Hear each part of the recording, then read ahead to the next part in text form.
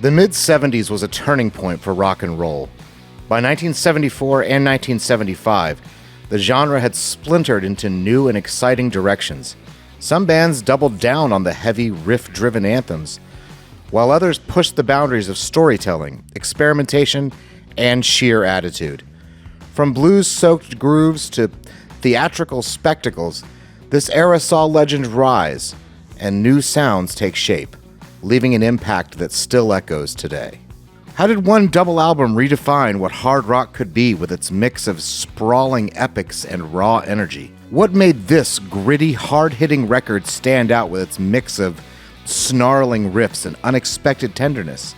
How did a sleazy, streetwise album catapult its creators from barroom rockers to full-fledged superstars? What live and studio hybrid release captured the raw, electrifying energy of its creators at their peak? And how did an extravagant, genre-bending masterpiece prove that rock could be both theatrical and boundary-pushing? All of these questions will be answered and more as you take a step back with me into the years 1974 and 75 with The Year in Rock.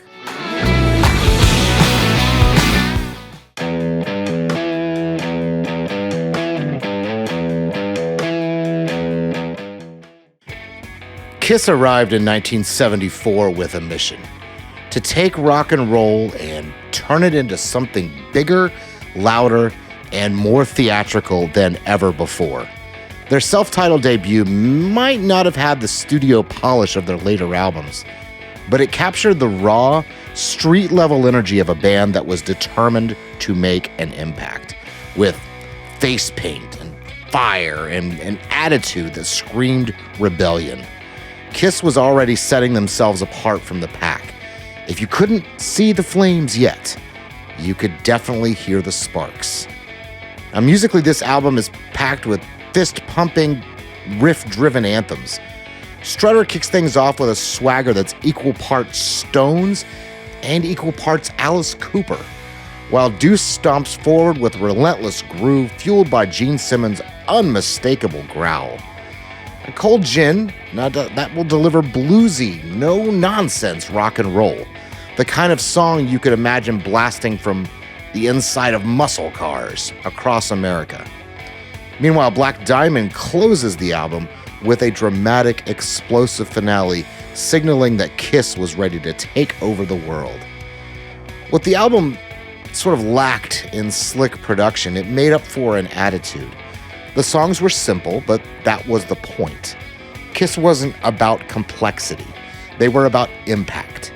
This was barroom rock built for stadiums, a call to arms for kids who wanted to crank the volume and escape into something larger than life. The album was recorded in just 36 hours because the band had a tiny budget and no time to waste. Gene Simmons later said, "We had one shot, so we just went in and did what we did best, play like maniacs." The live show would eventually cement their legend, but this album was the first glimpse of the firestorm to come. Alive would later give these songs the full bombastic treatment they deserved, but in its rawest form, Kiss is a statement of intent. It's loud, unapologetic, and built for spectacle. Kiss didn't just want to be a band, they wanted to be a phenomenon. And with this album, they started laying the foundation for one of the most enduring legacies in rock history. With Queen 2, the band didn't just push the boundaries of rock, they shattered them. If their debut hinted at their grand ambitions, this album finally saw them embrace their theatrical, fantasy-driven side. A dramatic, immersive experience, Queen 2 is essentially two mini-concept albums in one, divided into the white side, dominated by Brian May's compositions, and the black side, Freddie Mercury's dark, operatic playground. The result is a stunningly ambitious record that set the stage for Queen's rise to greatness.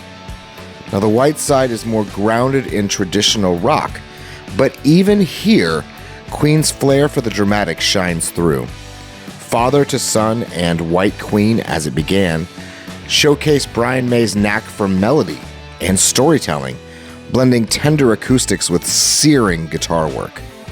Someday, One Day offers a rare vocal performance from Mr. May, adding a moment of intimacy before the album plunges into its darker half. The Black Side, on the other hand, is pure, unfiltered mercury. Ogre Battle kicks things off with a galloping fury, complete with reversed tape effects and thunderous percussion.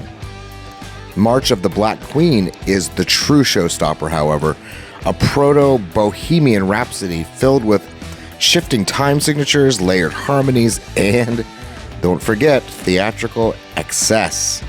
By the time the Seven Seas of Rye closes the album, Queen has already made it clear they weren't just a band, they were world builders.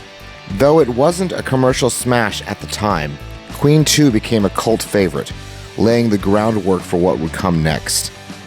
The famous black and white band photo on the album cover was inspired by a Marlene Dietrich movie poster. Brian May later said, "We wanted to look mysterious." And well, it worked.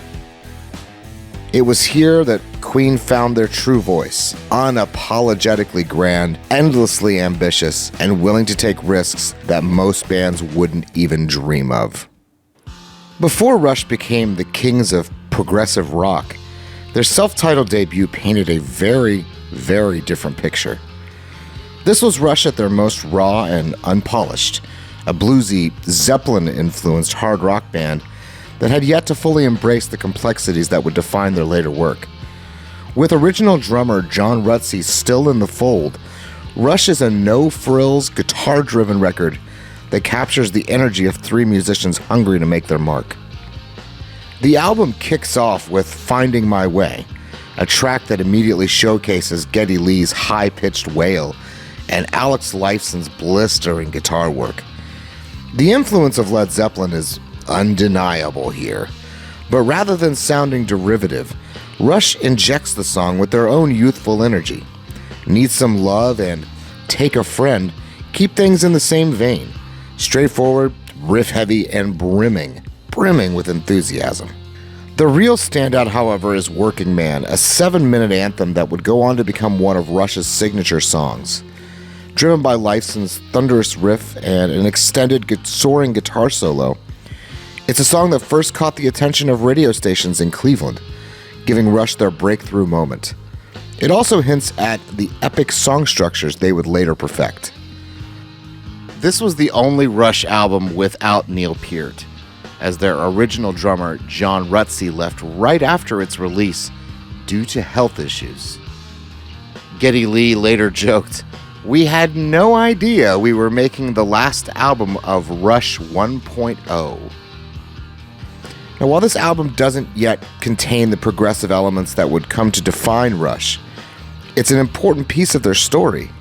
It's a sound of a band just beginning to discover their potential, laying the groundwork for the genre-defying masterpieces that would soon follow. Within a year, Neil Peart would join, and Rush's evolution would take a dramatic turn. But this record stands as a testament to their raw, hard-rocking beginnings. By 1974, David Bowie had already cycled through several artistic personas, but Diamond Dogs marked a turning point, a darker, more dystopian vision that was equal parts glam rock, proto-punk, and Orwellian nightmare. Originally conceived as a rock opera adaptation of 1984, the album's concept had to be reworked after Orwell's estate denied Bowie the rights. No way! Instead, he took on the themes of totalitarianism, urban decay, and paranoia, and turned them into something uniquely his own. Now, the album opens with Future Legend, a spoken word introduction that immediately sets an apocalyptic tone, leading into Diamond Dogs, a swaggering, chaotic rocker that introduces the album's grim world. Sweet Thing / Candidate sees Bowie stretching his vocal range into the eerie, unsettling territory. while Rebel Rebel, my personal favorite song off of this album, provides a brief, glittery farewell to his glam rock days. Even in its bleakest moments, Bowie still found room for infectious riffs and anthemic hooks. Now, lyrically, the album explores themes of dystopia and social collapse. We Are the Dead dives into the paranoia of a controlled society, directly inspired by Orwell's 1984, while Big Brother and the chant of the ever-circling skeletal family close the album on a note of eerie repetition, as if trapped in an endless, oppressive cycle. The whole album has a sort of sense of desperation, a feeling that the world is on the brink of something terrible. Bowie later quipped, "So I just made my own dystopian nightmare instead." Musically, Diamond Dogs is a bit of a transition, less polished than Aladdin's Sane, yet less refined than Young Americans, but filled with the raw energy and the experimentation that made Bowie so compelling. It wasn't an immediate hit, but it remains one of his most daring and conceptually rich albums, bridging the gap between glam, punk, and the avant-garde.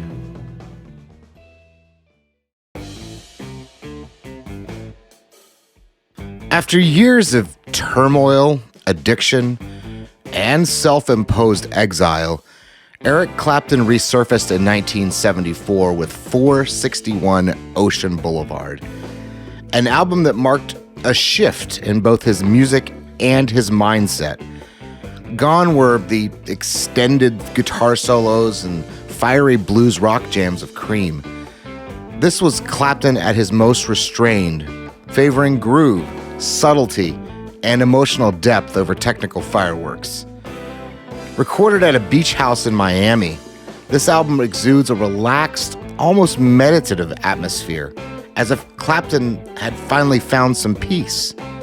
Now, this album's most famous track, my first 45 that I ever owned, was I Shot the Sheriff, and that was a bold departure for Clapton, introducing reggae to a rock audience and giving Bob Marley a major career boost in the process. But while that song became the hit, the heart of the album lies in its more introspective moments. Please Be With Me is a gentle acoustic ballad. Give Me Strength sounds like a gospel plea. And Let It Grow builds into one of Clapton's most moving compositions.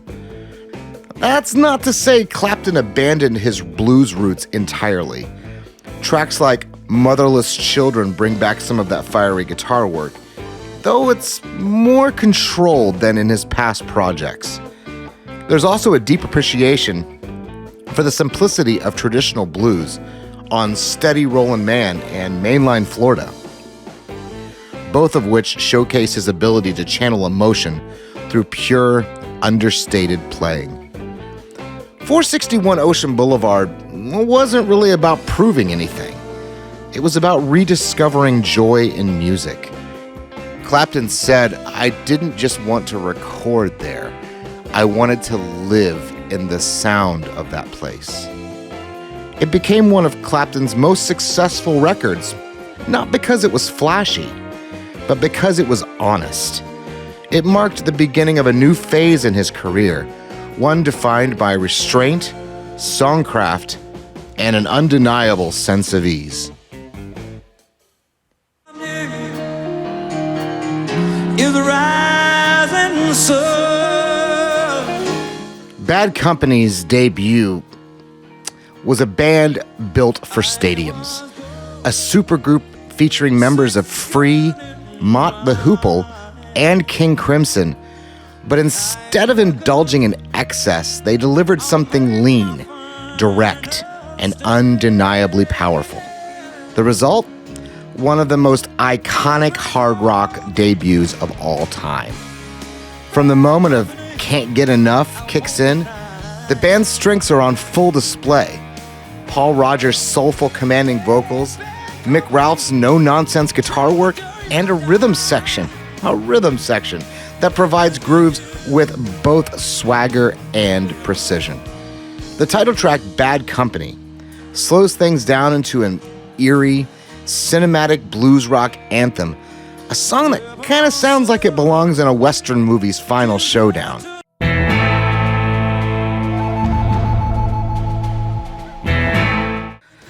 And when the album is best known for its hits, deeper cuts like Rock Steady and Ready for Love prove that Bad Company wasn't just a singles band. They had a knack for writing songs that felt both effortless and massive, built around simple but unforgettable riffs and melodies. Moving On carries some of the same anthemic energy, with Roger's vocals soaring over a driving beat. What makes Bad Company so enduring is its simplicity. There's zero overproduction, no unnecessary complexity, just rock and roll distilled down into its most essential elements. The album was recorded in a haunted castle in England, and the band swears they heard ghosts while playing at night.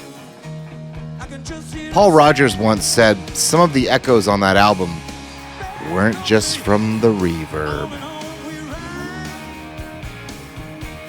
It's the kind of album that doesn't age because it never relied on trends to begin with. Almost 50 years later, it still sounds almost as powerful as the day it was released. Before Styx became the arena rock giants of the late 70s and early 80s, they were just a hard-working Chicago band struggling to break through.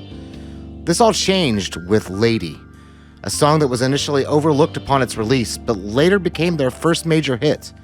It marked a turning point, establishing Styx's signature sound, an intricate mix of progressive rock ambition and theatrical radio-friendly hooks. At its core, Lady is a power ballad before power ballads became a staple of rock radio.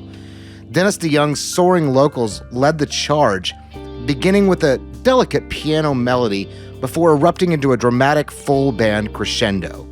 The song's structure, alternating between quiet intimacy and explosive grandeur, would become a template for the band's biggest hits. There's a sense of grandeur in every note, a clear indication that Styx was destined for bigger things. Though Lady didn't immediately take off, persistence paid off. A DJ, Jim Smith, in Chicago, began playing it 2 years after its initial release, sparking a wave of interest that led to Styx's first real taste of mainstream success. The song's newfound popularity pushed the band to new heights, paving the way for albums like The Grand Illusion and Pieces of Eight, which would solidify their place in rock history. Dennis DeYoung recalled, "We never set out to write a hit ballad. Sometimes the music surprises you when you're not even looking for it." For Styx, Lady was more than just a breakthrough. It was proof that their theatrical, emotionally charged approach to rock had a place in the mainstream. It set the stage for the bombastic sound that would define them, balancing technical musicianship with a dramatic flair that few bands can replicate. Following the massive success of Dark Side of the Moon, Pink Floyd found themselves in a strange place. They were now one of the biggest bands in the world, yet they were also emotionally drained, creatively exhausted, and haunted by the absence of their original leader, Syd Barrett. Out of that disconnect came Wish You Were Here, an album that feels both a tribute and a lament, achingly beautiful, deeply melancholic, and filled with longing. This album's defining statement is, "Shine on, you crazy diamond," a sprawling 9-part suite that bookends the record. Its slow, atmospheric build, anchored by David Gilmour's haunting 4-note guitar motif, feels like a ghostly call across time. Now, this song is an ode to Barrett, whose descent into mental illness had forced him out of the band years earlier. When he unexpectedly visited the studio during the recording sessions, overweight and unrecognizable, the band members were devastated. The emotions of that seep into every single note. Roger Waters would later say, "We didn't even know who he was at first. It was like seeing a ghost." Now, between Shine On You Crazy Diamond's two halves, the album takes a detour into biting social commentary. Welcome to the Machine is a mechanical, ominous critique of the music industry, drenched in synths and unsettling sound effects. Have a Cigar, on the other hand, features guest vocals from Roy Harper, continues the theme with a sarcastic venom, skewering record executives who saw Pink Floyd as nothing more than a money-making machine. Then comes the title track, Wish You Were Here, one of the most beautifully simple yet profoundly moving songs in rock history. With just an acoustic guitar and Gilmour's wistful voice, it captures the pain of absence, the ache of nostalgia, and the sadness of watching someone slip away. More than just a tribute to Barrett, it speaks to anyone who's ever felt the sting of losing something or someone that can never be replaced. Before Alive hit the shelves in 1975, Kiss was at a crossroads. Their studio albums had failed to capture the raw energy of their live shows, and while they had a devoted fan base, mainstream success had eluded them. That all changed with Alive, an album that didn't just document a performance, it created a legend. This wasn't just a live record, it was the sound of Kiss finally becoming the band that they were meant to be. From the opening roar of Deuce, the energy is undeniable. The crowd noise, whether entirely authentic or not, adds a sense of sheer spectacle, making you feel like you're right there in the front row. Paul Stanley commands the stage with a charismatic banter. Gene Simmons' bass rumbles like a thunderstorm, and Ace Frehley, his guitar solos tear through the mix with unhinged ferocity. Strutter, Hotter Than Hell, and Parasite all hit harder in this setting, their rough edges transformed into pure rock and roll adrenaline. But the true star of Alive is Rock and Roll All Night, a song that had previously been released as a studio track but didn't really have much of an impact. Here, with the energy of a live audience feeding into it, it explodes into an anthemic declaration, turning Kiss into global superstars. The song became their signature, the rallying cry for an entire movement of fans who believed in the power of rock as spectacle. Some of the album's, quote, live crowd noise was added in the studio because the band wanted the audience to sound even crazier. Paul Stanley later admitted, "We were already loud, but we wanted to sound like the loudest band ever." Now, Alive was a game changer for both the band and the industry. It set the standard for live albums, proving that sometimes the best way to capture a band's magic isn't in a pristine studio, it's in the chaos, the sweat, and the electricity of a live performance. Without Alive, Kiss might have remained a niche band, but with it, they became legends.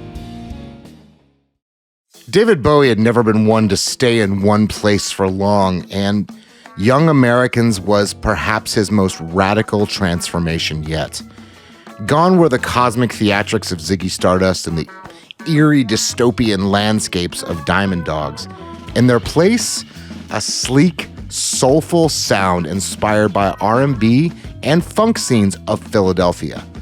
Bowie called it plastic soul, but there was nothing artificial about it. This was Bowie, once again, reinventing himself and succeeding. The title track, Young Americans, sets the tone with its breathless urgency, a stream of consciousness reflection on American youth culture, relationships, and disillusionment. Bowie's voice is looser, more expressive than ever, backed by a full band that includes saxophones, backing vocals, and a funk-driven groove that feels miles away from the glam rock bombast of his past. Other standout tracks showcase Bowie's willingness to experiment with this new sound. Fascination is a slinky, bass-heavy jam that oozes confidence, while Somebody Up There Likes Me veers into gospel territory, layering rich harmonies over its slow-burning melody.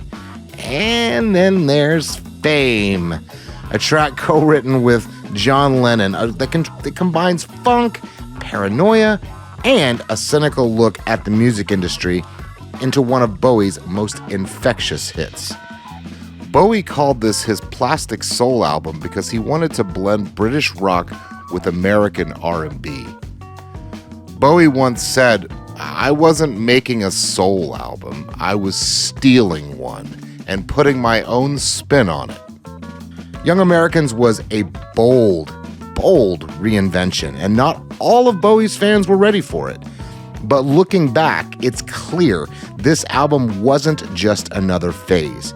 It was a crucial step in his artistic evolution, proving that Bowie wasn't just a rock star, he was a chameleon, able to adapt to any style and make it entirely his own.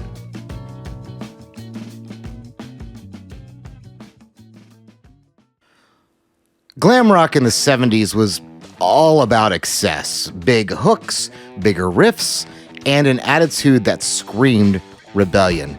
Now, there are very few albums that can sort of encapsulate that spirit better than Desolation Boulevard. Sweet's loud, flashy, and completely unapologetic statement to the world. Combining pop sensibilities with a razor-sharp hard rock edge, this album walked the fine line between catchy and aggressive, making it a staple of both radio airwaves and rowdy teenage bedrooms. Now, this album opens with Ballroom Blitz. You all know it, you all love it. A track that kicks off with one of the most iconic introductions in rock history.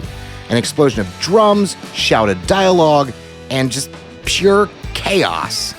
It's an adrenaline rush from start to finish, a perfect mix of theatricality and raw energy.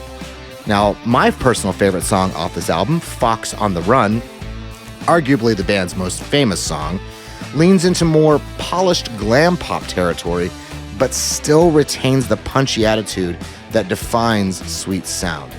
Now, beyond the hits, Desolation Boulevard proved that Sweet had more to offer than just radio-friendly glam anthems.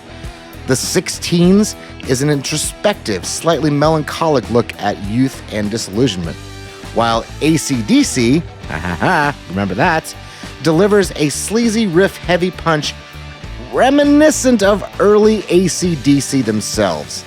Now, the band also dabbles in progressive elements, such on the song Set Me Free, a song that foreshadows some of the heavier, more intricate music that would define the late 70s and early 80s.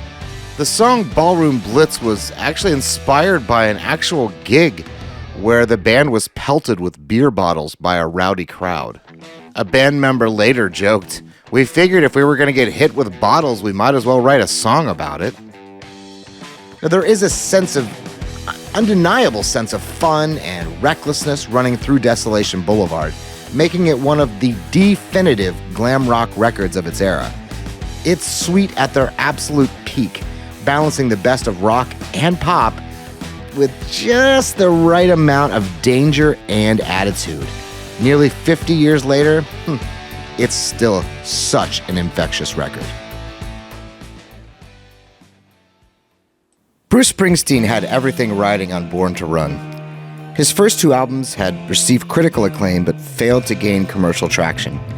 If this record didn't succeed, there was a real chance he would be dropped by his label.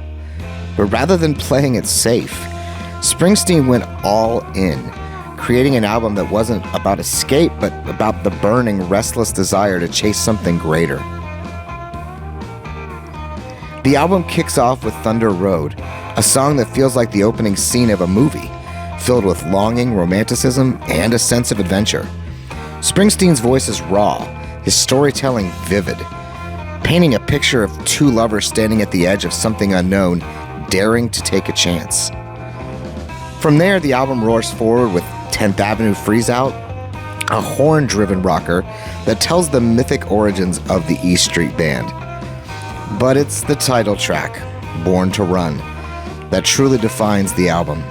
With its wall of sound production, heart-racing tempo, and desperate anthemic chorus, it captures the feeling of youthful ambition in a way few songs ever have.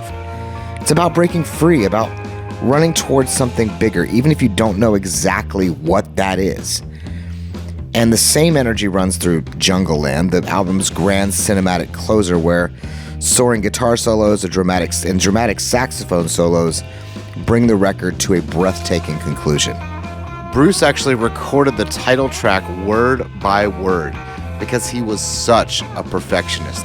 It took 6 months to finish that one song. Springsteen admitted, "I was chasing something bigger than me.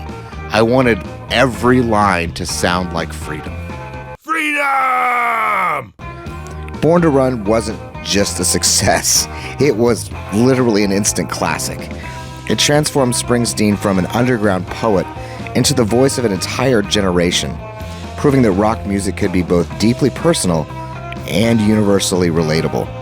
Even today, its themes of hope, escape, and longing still resonate just as powerfully. If there was ever an album that proved Queen was operating on a different level than the rest of rock music, it was A Night at the Opera. This wasn't an album, it was a full-scale production, a grand spectacle that defied genre and convention. It was ambitious, theatrical, wildly experimental, and somehow against all odds, it worked perfectly. The album opens with Death on Two Legs, an absolutely venomous attack on the band's former manager, dripping with spite and backed by Brian May's ferocious guitar work. From there, Lazing on a Saturday Afternoon and Seaside Rendezvous take the listener into a playful cabaret-like world, proving that Queen wasn't afraid to embrace their eccentricity. Meanwhile, I'm in Love with My Car delivers one of rock's most bizarre, yet oddly endearing anthems, sung with unrelenting passion by Roger Taylor. Of course, the crown jewel of the album is Bohemian Rhapsody, a song so audacious and so unorthodox that it should have never worked.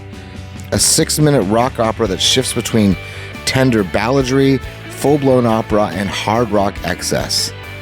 It was unlike anything that had come before it, but Queen, with their unmatched musicianship and Freddie Mercury's fearless vision, made it work, turning it into one of the most iconic songs in music history. The song Bohemian Rhapsody actually took 3 weeks to record just the vocal harmonies, which had over 180 overdubs. Freddie Mercury said, "We wanted to push every limit, every studio trick, and make something that no one had ever heard before. We weren't just making an album, we were making a spectacle." A Night at the Opera wasn't just a breakthrough for Queen, it was a statement of artistic freedom. It shattered expectations, proving that rock music could be as grand and extravagant as a Broadway production while still maintaining its raw power.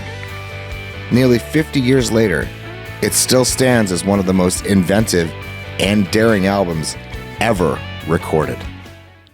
There's a reason Physical Graffiti stands as one of rock's most ambitious undertakings. By 1975, Led Zeppelin had already conquered the world, but instead of resting on their laurels, they delivered a sprawling double album that pushed their sound into uncharted territory. From the hypnotic march of Kashmir to the slide guitar fury of In My Time of Dying, this was a work of a band refusing to be boxed in, expanding their sonic empire with each track. The sheer variety on this album, it's staggering. Trampled underfoot grooves with a near funky urgency, while 10 Years Gone aches with melancholy and longing. There's raw blues with Black Country Woman, pastoral acoustic beauty with Braun er Eier, and even off-the-wall experiments like Boogie with Stew. Zeppelin wasn't interested in repeating themselves. They were building something monumental, brick by brick. If there's one defining moment on the album, though, it is Kashmir.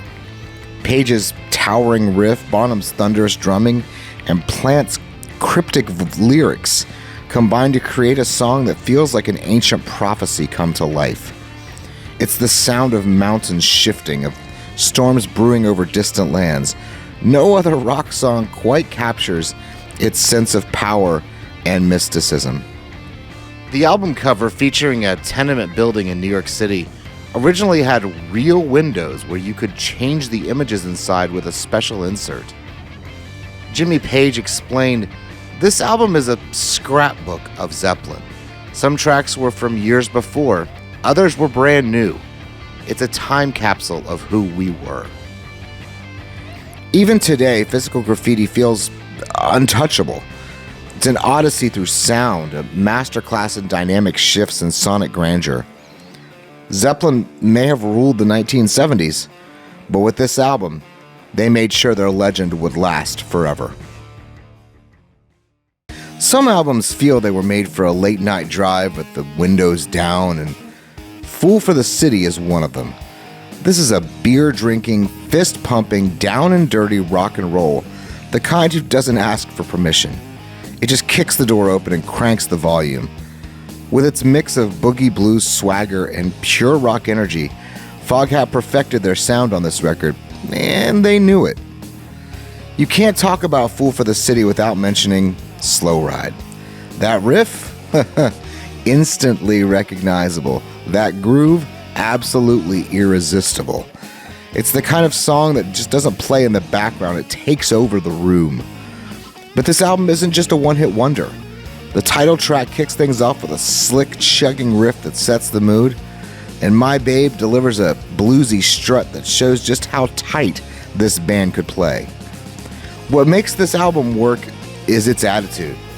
There's nothing pretentious here, just four guys plugging in and having a damn good time. The bass rumbles, the drums swing, and the guitars have just the right amount of grease on them. Even the more laid-back moments, like Take It or Leave It, feel like they belong in a smoky dive bar where the jukebox never stops. The album cover, featuring drummer Roger Earl fishing in a manhole in New York City, wasn't just staged. He actually sat there for hours until they got the perfect shot. Roger Earl later joked, "We wanted to show what it's like being an English band in an American city. Totally out of place, but still having fun." Some bands, they aim for deep messages. Some aim to blow your speakers out. Foghat proudly falls into the second category, and Fool for the City is proof that sometimes all you need is a killer riff and a whole lot of volume. By the time Toys in the Attic dropped in 1975, Aerosmith had transformed from a scrappy Boston bar band into full-fledged rock stars. This album is where they found their groove, embracing their sleaze, swagger, and blues-drenched attitude that would define them. It's dirty, it's dangerous, and it's got more attitude than a back alley fistfight. The title track kicks the album off with a manic, almost punkish energy, setting the stage for what's to come. Then Sweet Emotion rolls in with that slinky bass line, building tension before exploding into a chorus built for stadiums. And then there's Walk This Way, a song that would later reshape music history thanks to a certain rap collaboration. But even in its original form, it's pure rock and roll filth, dripping with groove and Steven Tyler's signature snarl.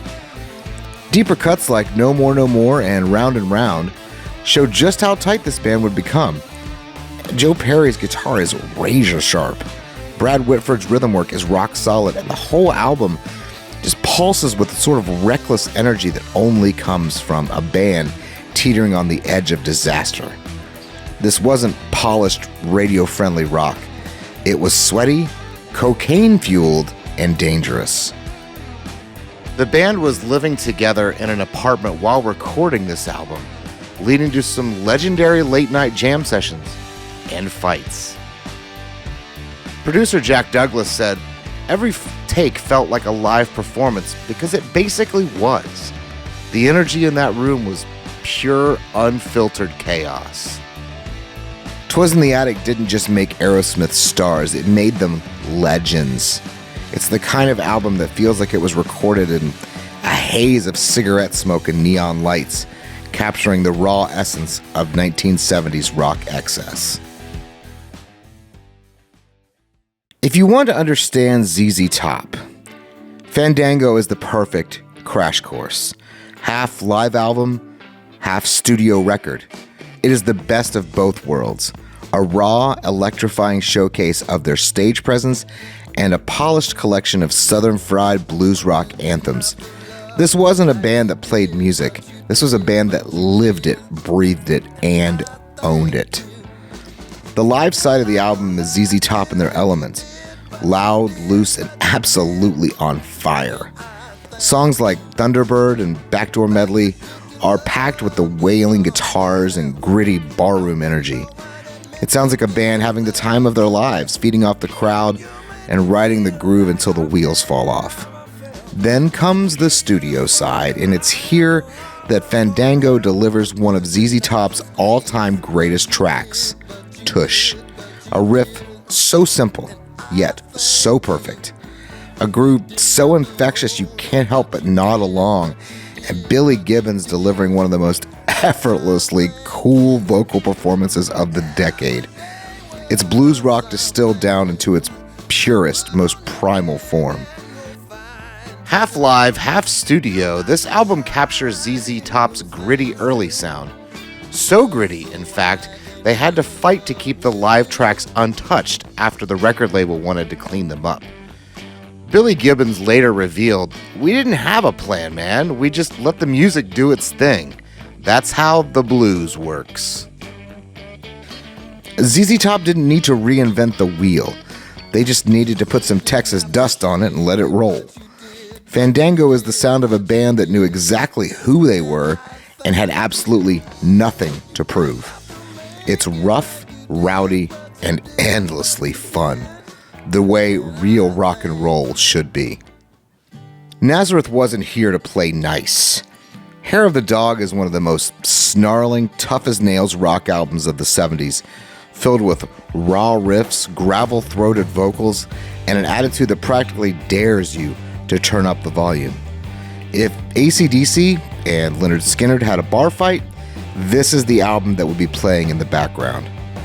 The title track kicks things off with that riff, a down and dirtied cowbell-driven groove that's equal parts swagger and menace. Dan McCafferty's voice is pure grit, spitting out lines like a man who's seen it all and lived to tell the tale. Miss Misery follows it up with even more heaviness, proving that Nazareth wasn't just flirting with hard rock. They were all in. But then comes Love Hurts, a song so unexpectedly tender that it almost feels like it doesn't belong here, until you realize the pain and heartbreak are just as much of rock and roll as rebellion. McCafferty's raspy, soul-wrenching delivery turns this classic ballad into something deeply personal, proving that even the toughest guys have a soft side. The album's title was originally supposed to be Hair of the Dog, spelled H-E-I-R, a cheeky pun, but due to a miscommunication, the label mistakenly printed Hair of the Dog, H-A-I-R, and the band just rolled with it. Guitarist Manny Charlton once said, "We wanted something raw, something that sounded like it was played live and dangerous." And well, it was. Hair of the Dog is an album that doesn't ask for permission. It's brash, loud, and full of attitude. But it's also got just enough heart to keep it from being one-dimensional. Nazareth may not have had the same level of fame as some of their peers, but this album made one thing clear. They could go toe-to-toe with some of the best of the bands and come out swinging.